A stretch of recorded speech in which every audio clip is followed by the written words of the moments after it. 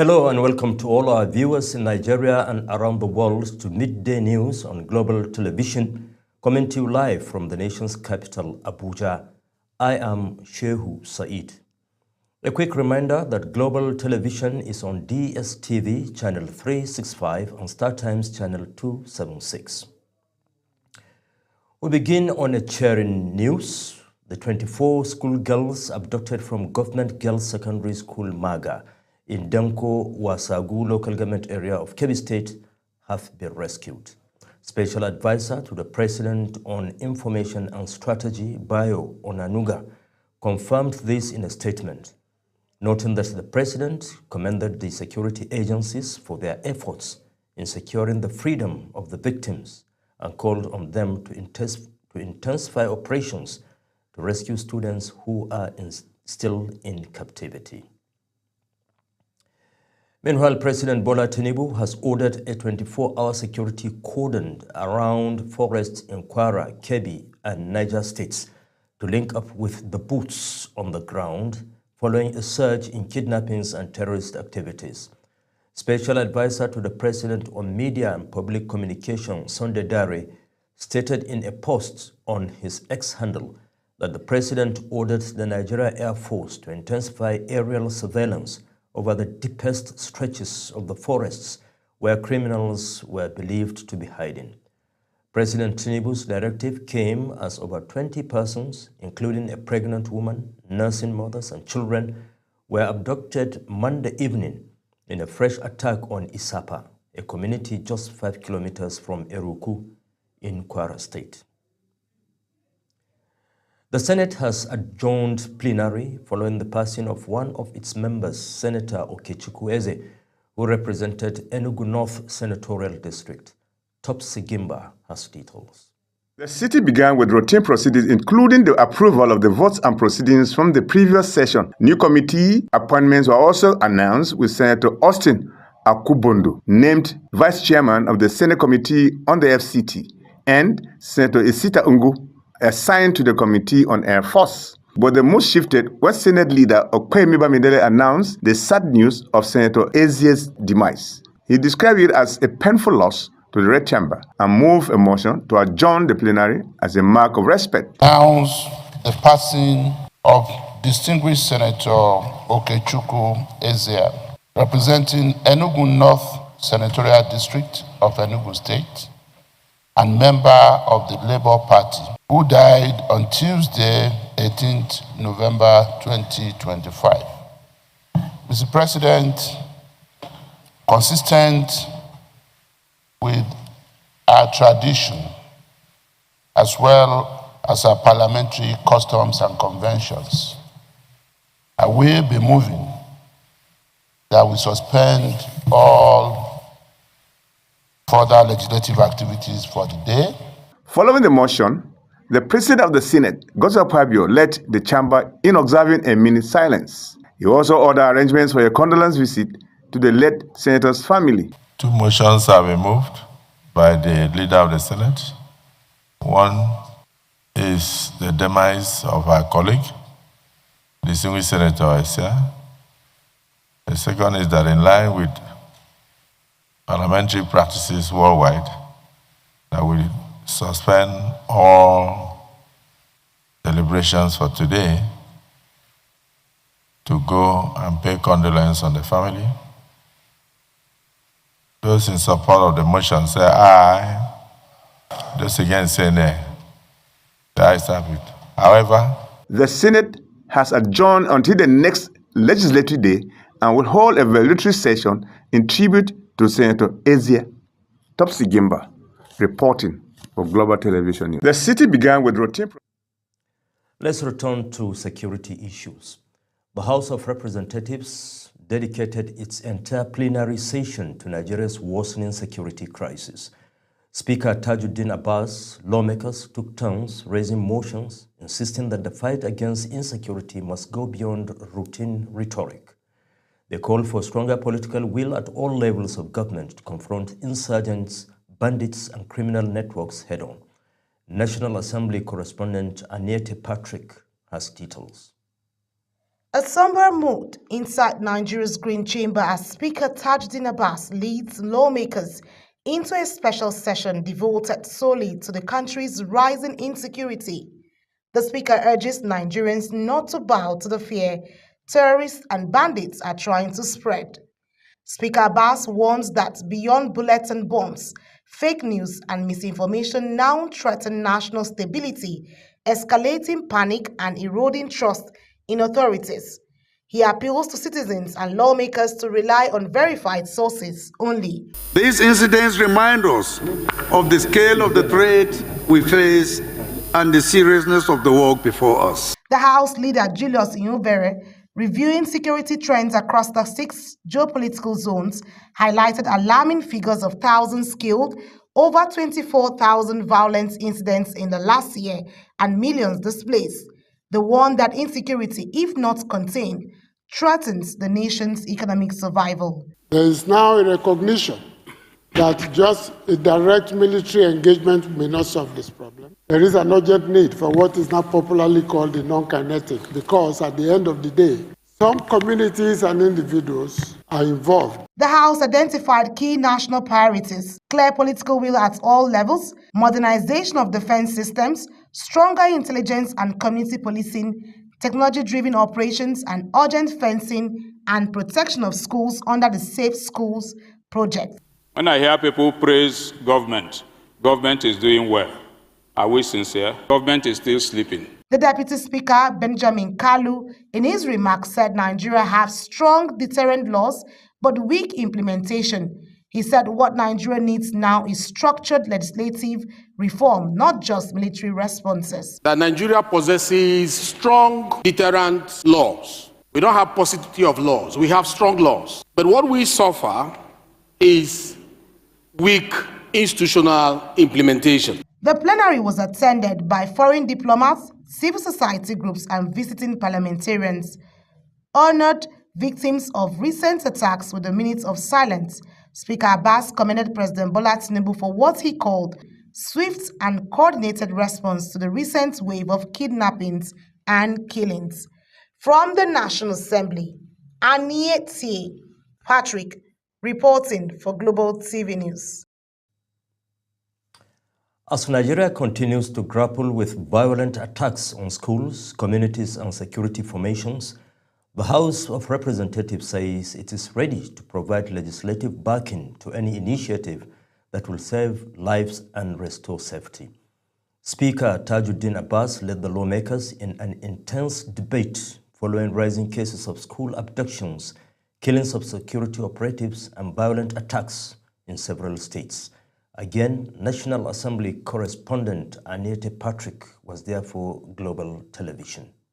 The Green Chamber resumed with a clear and urgent agenda on confronting the escalating wave of insecurity that has left many Nigerians anxious and vulnerable. Members also demanded urgent perimeter fencing and enhanced surveillance in schools to protect students from rising kidnappers' attacks. They emphasized the need for a well-defined victim support system to help communities recover from trauma. Defense Committee Chair Babajimin Benson warned that Nigeria's military capacity has suffered years of decay, worsened by the exit of foreign forces from the Sahel and the inflow of heavy weapons from Libya. They insisted that intelligence and early warning systems must be upgraded immediately. So we are suffering from the decay of trying to replace that equipment till date. It's been a very difficult and onerous task. We have not had friends, indeed, who will support us build the arsenal we had in the days of yore. For Representative Alhassan Adodogwa, in his opinion, calls for a closed parliament until the government can provide established security for its citizens across the country. For the Southern Caucus, represented by Victor Nwokolo, calls for more collaborative efforts in tackling the issue away from religious sentiments. Security situation in Nigeria today, Mr. Speaker, it is horrific. Mr. Speaker, our security situation is tragic. Mr. Speaker, the security situation, especially in the north where I come from, is devastating. Mr. Speaker, our situation in Nigeria today in the area of security is unspeakable. We may have to come up with a law where stipend must be recommended for the vigilante groups to strengthen them. Because there are some communities, they can't even get fuel, they can't even afford fuel. So these vigilante groups, they need to be funded from the local government. The House, however, resolved to push for the institutionalization of national early warning mechanisms to detect threats before they escalate. Committees were also directed to engage security agencies for a comprehensive review of strategies currently in use. From the National Assembly, Anieti Patrick reporting for Global TV News. Still talking security, the Inspector General of Police, Kayode Egbetokun, has visited Kebbi State Governor Dr. Nasiru Idris following the abduction of students at the Government Girls Comprehensive Secondary School in Maga. The visit underscores renewed security efforts as rescue operations intensify, which gladly the students have been rescued. Kike Lomo Okere has more. The recent abduction of 25 students of Government Comprehensive Secondary School Maga in Danko Wasagu local government area of Kebbi State, as well as the attack on St. Mary Catholic School in Niger State, has forced some states to shut down schools as a precautionary measure. But the Zamfara state government insists it will not follow that path. Instead, it says it is strengthening security around schools to prevent bandit attacks. Commissioner for Education, Science and Technology, Wadato Madawaki, explained that many of the states closing schools operate boarding schools, while Zamfara now runs mainly day schools due to insecurity.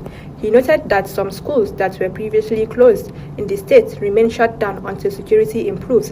The security of the children, the security of the students is well taken care of. We are in contact with all the security agencies, and they are giving us all the necessary support that we are asking for to ensure that as our schools continue to operate. The students' body, the Federated Association of Zamfara State Students, emphasized that implementing local scholarships will help students concentrate on their studies without financial distraction. We have been battling with that very issue.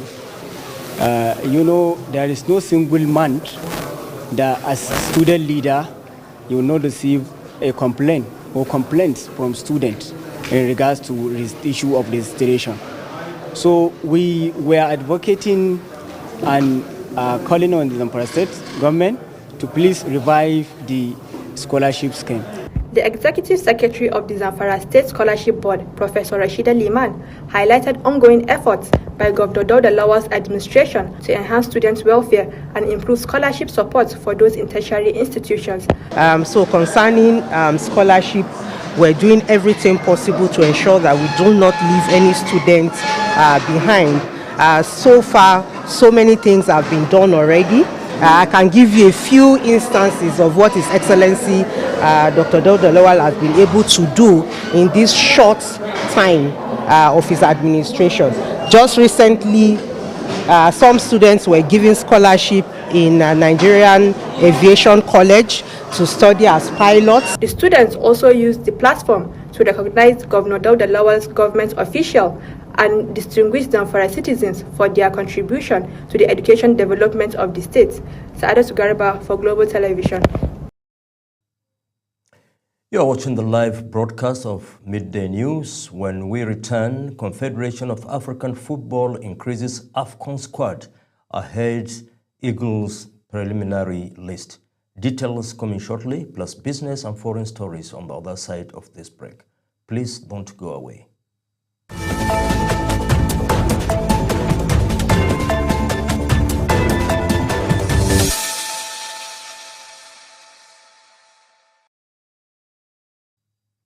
Welcome back.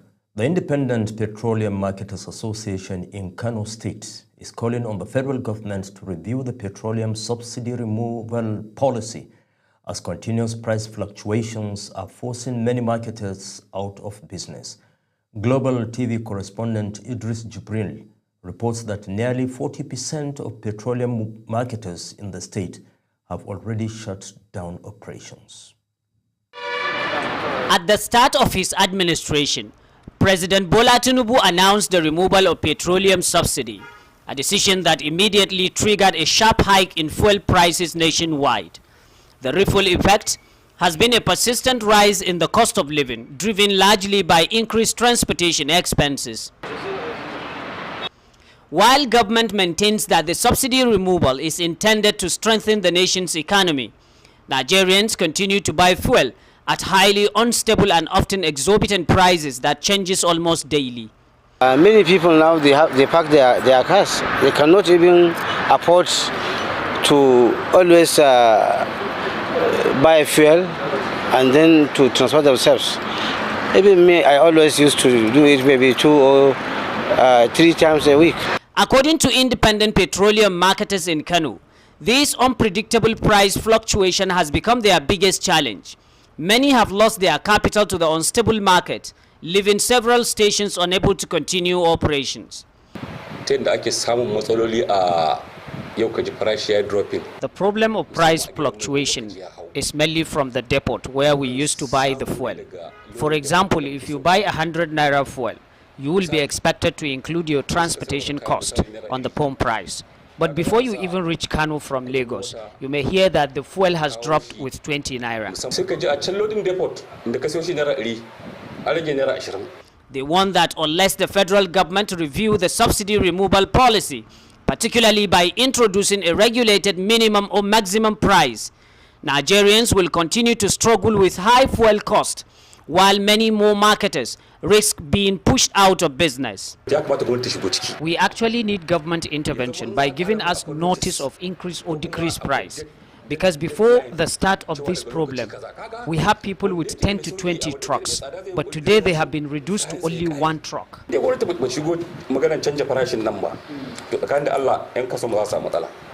Fuel is not scarce in Kano at the moment, but there is no uniform pump price, as filling stations continue to sell at different rates across the states. From Kano, Idris Jibrin, Global Television News. Let's move to the foreign scene, where President Donald Trump's Africa envoy, Massad Bolus, says neither of Sudan's warring sides has accepted a new ceasefire proposal, urging both to agree to the plan presented by Washington on behalf of the mediators without preconditions. Bolus, senior advisor to U.S. President Donald Trump on Africa, stated that the army had introduced conditions to the humanitarian truce proposal, while the Rapid Support Forces still need to agree to it in its exact format. Uyi Agbomofegbe completes the story. The United States envoy was in Abu Dhabi to discuss regional conflicts and the situation in Sudan, having been engaged in working with the Quad Group, comprising the United Arab Emirates, Saudi Arabia, and Egypt, to bring about an end to the war. The envoy also said the Sudanese army had introduced conditions to the proposal to which it had already agreed, urging them to drop all preconditions.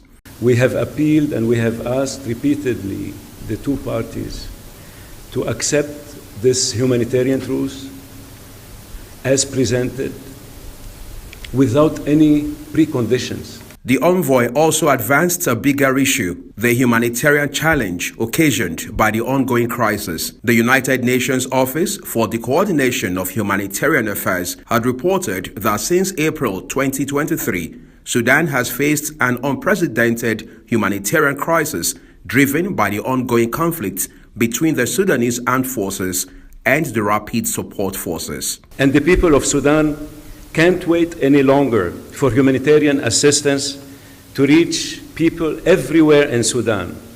The levels of malnutrition and suffering seen in those who are fleeing al-Fashir is unprecedented. The Rapid Support Forces said it has declared a unilateral 3-month ceasefire a day after its rival rejected an international ceasefire proposal. Uyi Agbomofegbe, reporting for Global TV News. Let's go to Uganda. Bobi Wine, the main challenger to President Yoweri Museveni's 40-year rule in Uganda, has drawn vast crowds as he brought his campaign to the capital, Kampala, ahead of January's election. Wine, whose real name is Robert Kyagulanyi, is a 43-year-old singer turned politician who has become hugely popular among Ugandan young people.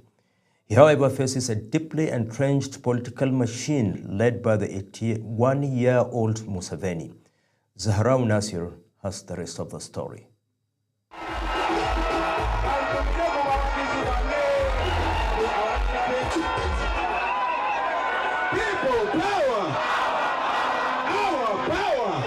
Tens of thousands swarmed around Wine's motorcade as it moved around Kampala's suburbs for the first time since he confirmed his second run for the presidency. Wine said he began the day at the Lozera maximum security prison just outside the city, where several officials and supporters of his National Unity platform have been held. Hundreds of heavily armed police and military personnel manned the road, which passed through the streets, despite an earlier police order to keep rallies to designated zones to avoid blocking roads.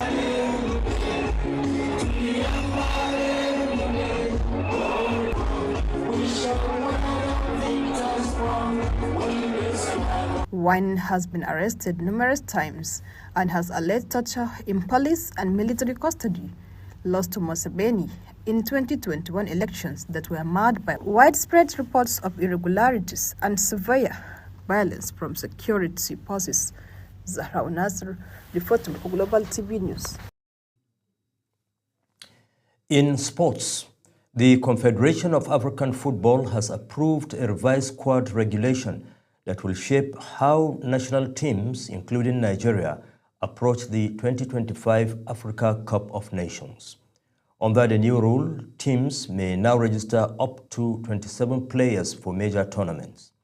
However, CAF will only take responsibility for the expenses of 23 players, covering travel, accommodation, and competition logistics, while the additional 4 players will be funded by their respective federations. CAF says the adjustment will enable coaches to better deal with injuries, suspensions, and tactical demands in what is expected to be a congested tournament calendar. And that's all on Global TV Midday News. A quick reminder that Global TV is on DSTV channel 365 and Star Times channel 276.